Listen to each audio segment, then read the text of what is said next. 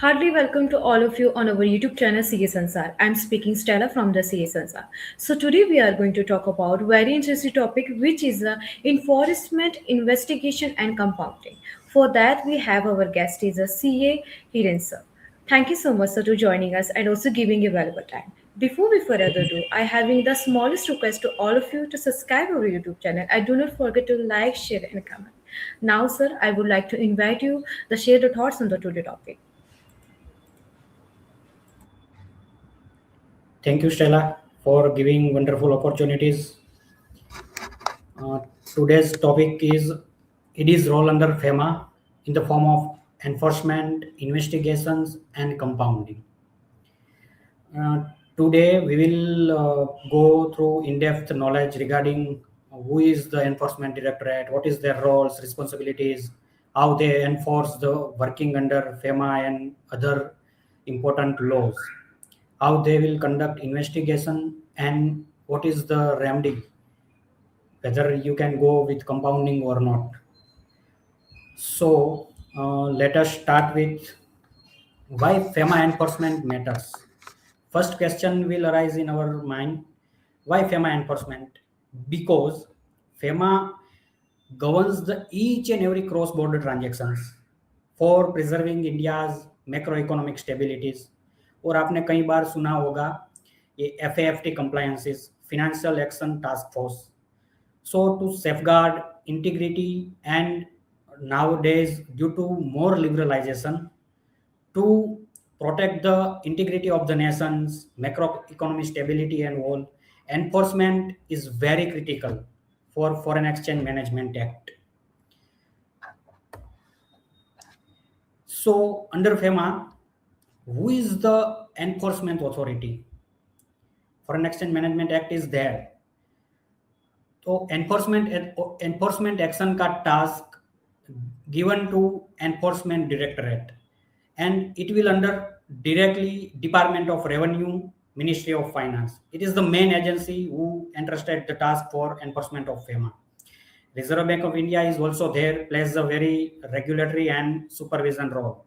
So basically, these are the two authorities, Enforcement Directorate and Reserve Bank of India, who enforce under FEMA, right? Moving ahead, let's understand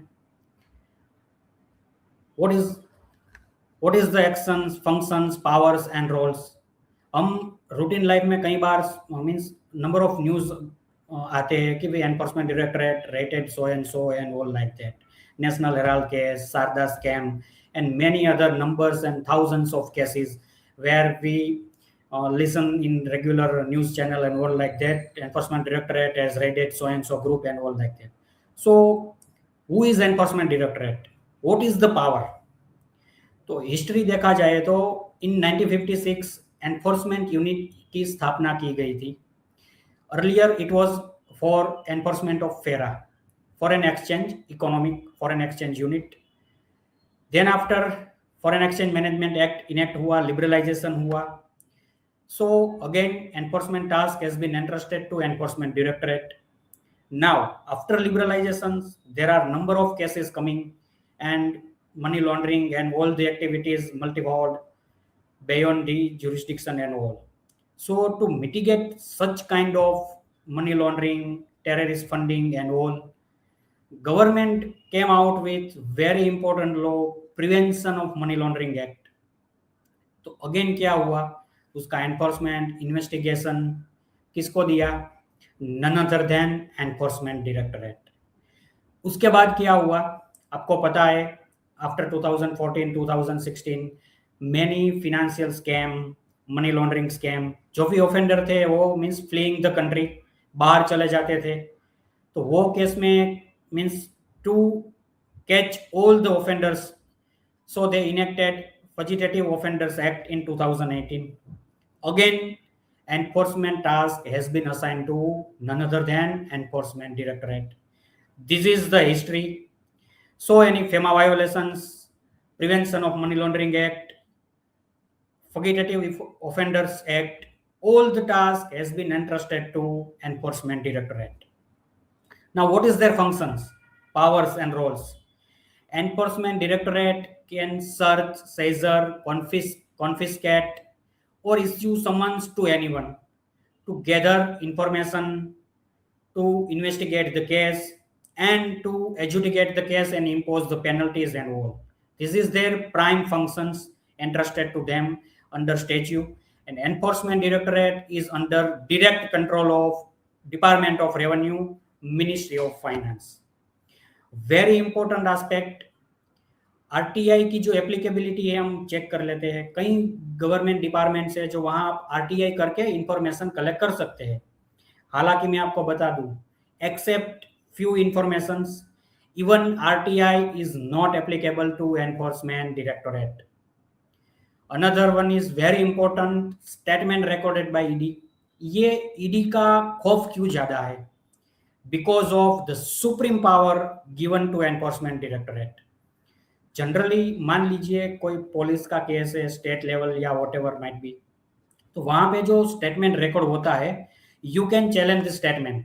but enforcement directorate के पास मान लीजिए आपको summons issue हुआ है, statements record हुआ है, तो be very careful, because statement recorded by enforcement directorate is valid and enforceable in the court of law.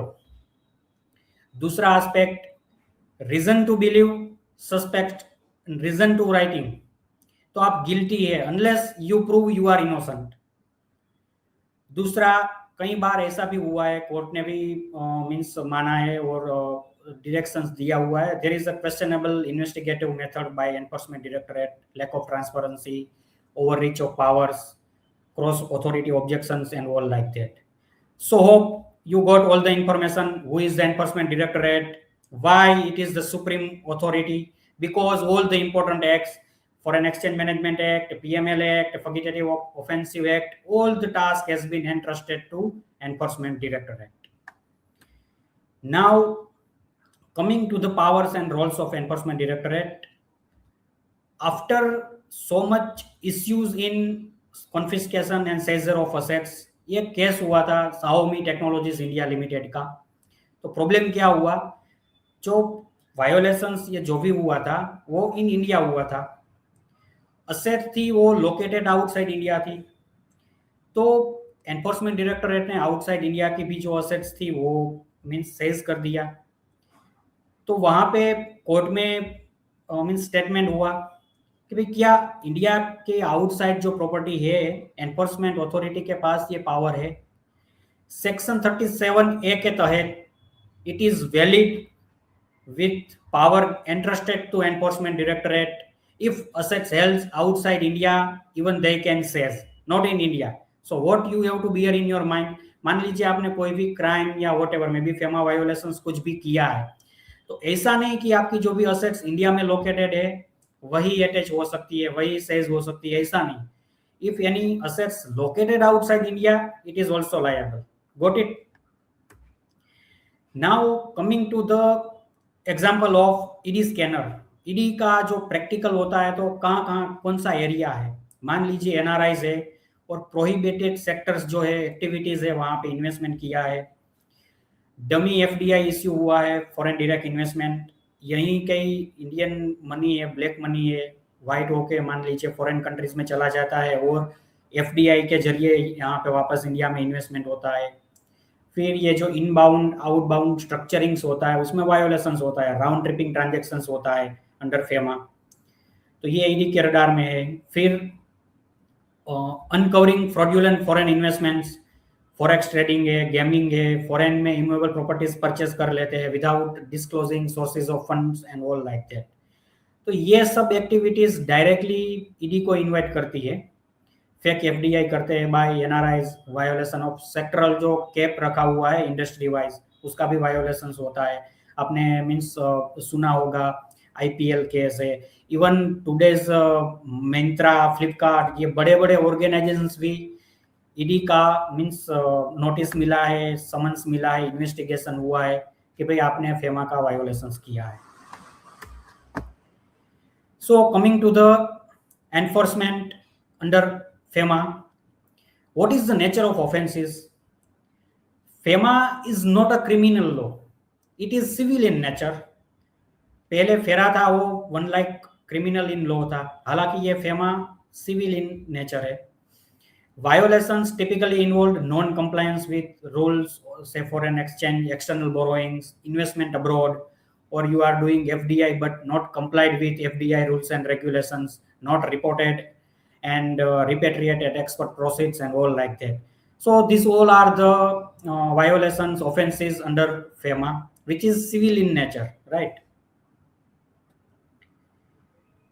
Very important aspect, investigations and adjudication under FEMA. ये 5 स्टेप है. Investigation कैसे होता है, एजुडिकेशन की process क्या है, आज हम प्रैक्टिकल देखते हैं. तो इन्वेस्टिगेशन कहाँ से होता है? तो सबसे पहले ईडी के पास सोर्सेज ऑफ इंफॉर्मेशन रहती है. For example AD category bank है जो फॉरेन ट्रांजैक्शंस रूट करती है. रिजर्व बैंक ऑफ इंडिया के पास कई सारी इंफॉर्मेशन होती है. आपने ओवरसीज इन्वेस्टमेंट किया है, एफडीआई किया है, एक्सटर्नल कमर्शियल बोरोइंग्स रेज किया हुआ है और आपने उसका कंप्लायंस नहीं किया है. तो ये सब जो भी इंफॉर्मेशन गैदरिंग होता है और जो इंटेलिजेंस यूनिट है एनफोर्समेंट डायरेक्टरेट और अदर डिपार्टमेंट्स के, तो वहां से सोर्सेज ये इन्फोर्समेंट डायरेक्टरेट को मिलता है. फिर समन्स इश्यू होता है कि भाई आपने ये सभी ट्रांजैक्शंस जो भी किया है तो वो सभी ट्रांजैक्शंस के डिटेल्स, बैंक स्टेटमेंट्स, आपका profit and loss, audit reports, financials लेके समन्स इश्यू होता है. उसके बाद ये तय होता है कि भाई फॉरेन एक्सचेंज मैनेजमेंट एक्ट का वायोलेशन हुआ है, तो कौन सा रेगुलेशंस का वायोलेशन हुआ है, रूल्स का वायोलेशन हुआ है. आपने कोई फॉरेन में प्रॉपर्टीज परचेज की है तो सेक्शन 3 प्रैक्टिकली बोलती है कि भाई जो you can not do any foreign transactions without routing through authorised persons. आपने केस में परचेज कर लिया तो ये सब वायोलेशन हो गया. उसके आधार पे ये एक साफ होता है कि आपने जो भी एक्टिविटीज किया है वो इन्वेस्टिगेशन के तौर पे कि भाई आपका वायोलेशन हुआ है. फिर कंप्लेंट फाइल होती है एजुडिकेशन अथॉरिटी को कि भाई so and so work has been done, means based on so and so information, corroborated documents and all. Adjudication authority को कंप्लेंट फाइल होती है. नाउ एजुडिकेशन प्रोसेस स्टार्ट होता है. तो एजुडिकेशन प्रोसेस में प्रैक्टिकल क्या होता है? सबसे पहले adjudication department means enforcement directorate show cause notice issue करते हैं. Show cause notice must contain all the defamation charges, any violations or means they cannot say like that you have made so and so violations. They have to mention what is the particular violations, regulations or all like that, and they will provide opportunity of being heard. Without opportunity means they cannot conclude the adjudication proceedings and all. So they will issue summons and आपको summons के against में present होना जरूरी है. जो भी information demand हुई है वो इंफॉर्मेशन सप्लाइड कीजिए. उसके बाद पर्सनल हियरिंग की भी आपको means if you demand personal hearing they will offer personal hearing, documentation and all. After personal hearing documentation वो कंफर्म होता है कि भाई आपने कोई वायोलेशन किया है कि नहीं, what is the practical condition, looking to the facts, आपने अनड्यू गेन कितना डिराइव किया है, वो सभी मामलों को मींस नजर में रखते हुए ये एजुडिकेशन प्रोसीडिंग्स होता है. उसके बाद एजुडिकेशन ऑर्डर होता है. तो एजुडिकेशन ऑर्डर में स्पेसिफिकली मेंशन होता है कि भाई आपने कौन सा वायोलेशन किया है, what is the quantum of the penalties will be imposed, why penalty should not be imposed, personal hearing में क्या हुआ, डिस्कशन हुआ, डॉक्यूमेंटेशन क्या हुआ. उसके बाद एजुडिकेशन प्रोसीडिंग्स का ऑर्डर होता है. तो ऑर्डर में क्या होता है, कई बार वार्निंग इश्यू होती है, कई बार पेनल्टीज भी, जनरल पेनल्टीज 3 टाइम्स है तो पेनल्टीज ऑर्डर इश्यूड होते हैं. तो इस हिसाब से एजुडिकेशन प्रोसीडिंग्स फिनिश होता है और फाइनल ऑर्डर इश्यू होता है. तो एजुडिकेशन प्रोसीडिंग्स में फैक्टर्स कंसीडर करते हैं, आपने अनड्यू गेन कैसा लिया है, means how much the continuity of the process. X party order भी होता है, मान लीजिए समन्स इश्यू हुआ है और आपने वहां पे प्रेजेंट नहीं किया है. जो भी यहाँ पे एक very important things we have to keep in mind. कई बार क्या होता है कि भाई आपका प्रोसीजरल वायोलेशन से एनफोर्समेंट डायरेक्टरेट का समन्स हुआ, नोटिस रिसीव हुई, तो ये नहीं कि भाई आपको मीन्स डर जाना है या जो भी है, लेकिन आपके पास एक वेरी स्ट्रॉन्ग वेपन है. You can use compounding alternative of the adjudication proceedings. मान लीजिए आपने ओवरसीज इन्वेस्टमेंट किया है, उसका रिपोर्टिंग है, एपीआर फाइल नहीं किया है, यूएएन जनरेशन कंप्लायंस नहीं किया है, फिर एफएलए रिटर्न फाइल करने की रिक्वायरमेंट होती है, आपने नहीं किया है। So in that case you can move before adjudication order for compounding of contraventions. ये केस में क्या होगा, adjudication authority will give stay, RBI के पास आपको कंपाउंडिंग एप्लीकेशन फाइल करना है, और मान लीजिए ये एजुडिकेशन प्रोसीडिंग्स स्टार्ट हुई है तो आपको बताना है, RBI will issue letters to the adjudication authority, enforcement directorate, if they have any objection, if they will have no objections they will issue NOC. तो ये केस में आप एजुडिकेशन प्रोसीडिंग्स से बच सकते हैं। What is the general penalties if amount is quantifiable? से for example आपने 1 CR का ओवरसीज डायरेक्ट इन्वेस्टमेंट किया, ब्रांच ऑफिस ओपन किया, amount is quantifiable, then amount up to the 3 times of the sum involved in violations. If amount is not quantifiable, INR 2 lakh rupees. For continuing of the offense, penalty may be extended to 5,000 for every day of the continuation of the offense. आपने acquisition of foreign currency है, securities और property abroad में purchase की है without following the rules and regulations of the foreign exchange management act, तो उसकी penalty है up to 3 times the amount involve.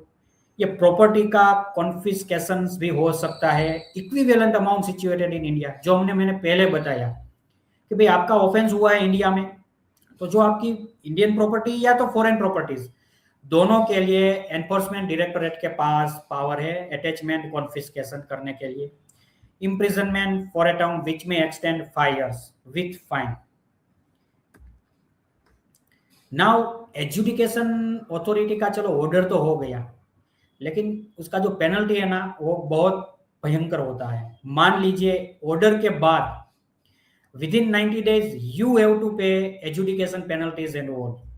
If you have not paid, then enforcement directorate have power for attachment of your bank accounts, movable properties and immovable properties. They can recover all your penalties and enforcement recovery mechanism like recover as area land revenue, right? They can seize movable and immovable property. Even आप वो arrest warrant भी issue कर सकती है for recovery of the adjudication proceedings. Adjudication order के बाद ये final नहीं है कि भाई चलो आपको पेनल्टी पेड करनी ही करनी है, नहीं, आपके पास और भी एक रास्ता है। You can file appeal to higher authority against the order issued by adjudication authority within time limits, and also if any pre-deposit required by the authority you have to pay some percentage of penalties. Appeal filing fees है, आप appeal file कर सकते हैं। उसके बाद tribunal है और high court जो भी क्वेश्चन ऑफ लॉ है तो आप फाइट कर सकते हैं। This is the all practical conditions how they can initiate the investigations under enforcement directorate, how they will start adjudication proceedings and all. हालांकि यहाँ पे देखा जाए तो एजुडिकेशन प्रोसीडिंग्स का फेमा और पीएमएल है, दोनों का टास्क एंट्रस्टेड हुआ है adjudication authority, none other than enforcement directorate. लेकिन दोनों में कई डिफरेंसेस है जो हम प्रैक्टिकली बता रहे हैं। आज हम सुन लेंगे कि वो दोनों का क्या डिफरेंस है। फेमा में जो एजुडिकेशन हो रहा है ना वो सिविलियन नेचर है, other than if any nexus has been proved for money laundering or like that. और जो PMLA है is criminal in nature, PMLA criminal law है, तो दोनों में ये एक डिफरेंस है। दूसरा डिफरेंस है एजुडिकेशन का अंडर फेमा आपको कंप्लायंस करवाना, पेनल्टी पेड करके क्रॉस बॉर्डर ट्रांजैक्शंस का कंप्लायंस करना। हालांकि पीएमएलए में क्या है, identify the process of crime, attachment, confiscation and all. So this is the main difference. दूसरा very important, mens rea. PMLA में क्या है कि there is one condition, mens rea is one of the important for confiscation of property और if you prove say process of crime. FEMA में ऐसा कुछ नहीं है। फेमा में आपने इवन प्रोसीजरल लैप्सेस किया है तो मेंस रिया की कोई रिक्वायरमेंट नहीं है। Means you have to comply with foreign exchange law with penalties, education penalties and all. आपके पास कोई ऑप्शंस ही नहीं है। आपको ये फेमा है ना, वो एक one kind of compliance law है। So this is the adjudication proceedings, enforcement directorate roles, their powers and all. Like after that, practical condition ये होती है, मान लीजिए प्रोसीडिंग्स चालू है, मींस जो भी डेथ हुआ है या इंसॉल्वेंसी हुई है, can proceedings continue even after death और insolvency of the persons? Yes, court ने भी कई बार रूलिंग दे दिया है कि enforcement directorate adjudication proceedings continue even in the case of death. सो ऐसा नहीं है लाइक इन अदर लॉज। फिर पहले जो मैंने बताया था आपको, जब समन्स इश्यू होता है तो आपको जो भी स्टेटमेंट्स रिकॉर्ड होता है तो मीन्स साउंड माइंड से, very well thought understanding, you have to give all the information to enforcement directorate because statement recorded by enforcement directorate is valid in law। और दूसरा, समन्स इस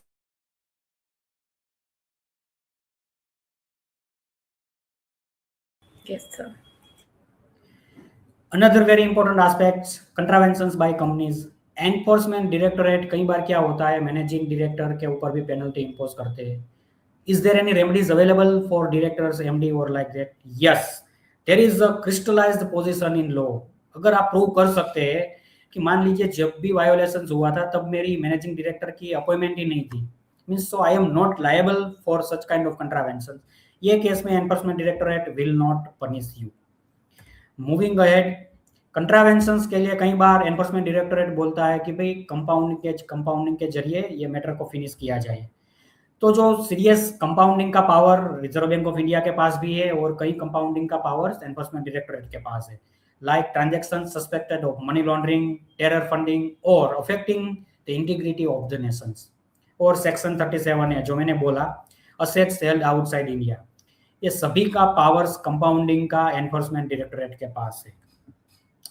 वेरी इंपॉर्टेंट लैंडमार्क रूलिंग, क्या adjudication finish होने के बाद आप compounding में जा सकते हैं?